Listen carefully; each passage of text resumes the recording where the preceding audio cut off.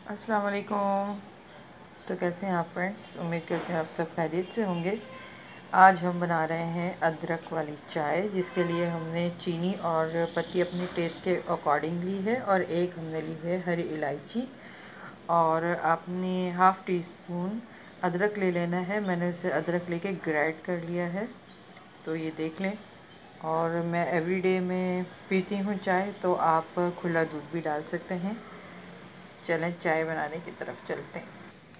एक पैन ले लिया है, उसमें हमने पानी ले लिया है 1 कप, और अब हम इसमें ये चाय पत्ती डालेंगे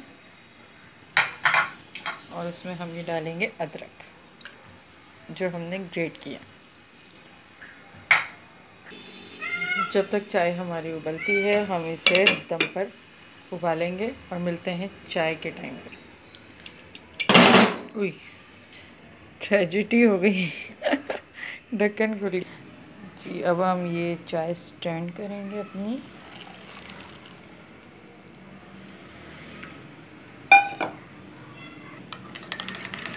मिक्स करेंगे।